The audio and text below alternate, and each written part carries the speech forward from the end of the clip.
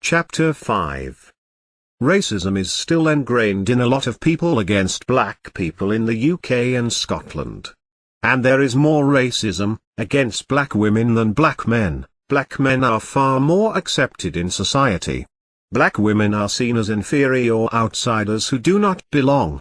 Though some may claim the contrary, the truth is there is still a lot of hostility and racism against black women in the UK and Scotland today, albeit oftentimes very subtle.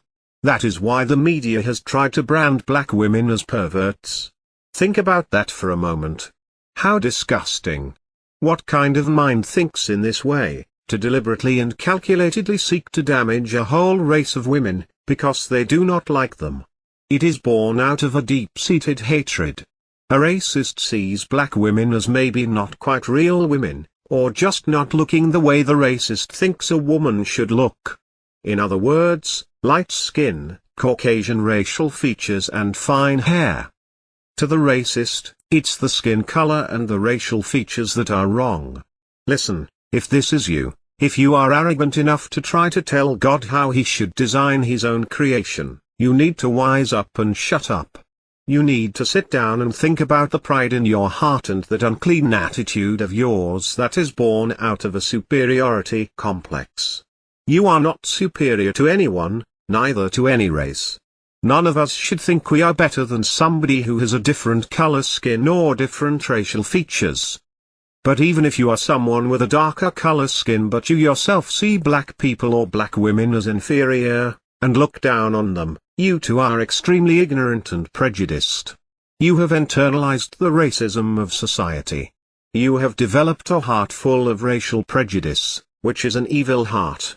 So everything written in this book applies to you as well. If you are black yourself and hate other black people, or even if you accept black men yet hate black women, it applies to you. If you show any form of partiality, believing black women to be inferior to other races of women, then you are a racist yourself, regardless of the color of skin you have.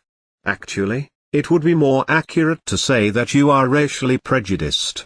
Racism is prejudice plus power. And seeing as black people do not hold the power in society today, they cannot honestly be called racist. But that subject is a deeper study and I don't want to go into it now. But you are a prejudiced person if you are black and hate others of your own race, simply because of the color of their skin. None of us should think we are better than anyone else. And now, a question for anyone reading this or listening to this who is racist against certain races of people.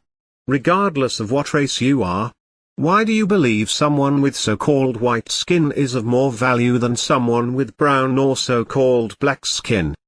Did you make human beings? Are you the creator? Your scales are unbalanced and unjust.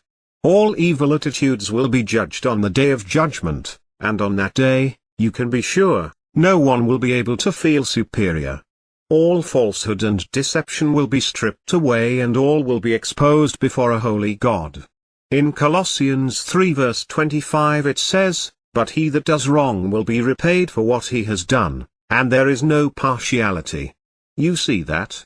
There is no partiality with God. God is not a racist bigot. God does not look down from heaven and bless certain people because he prefers their skin color, yet shun or torment others because he hates theirs. God is not a racist. God is not a bigot. He loves all his human creation equally. And so does anyone who belongs to God, and truly loves him.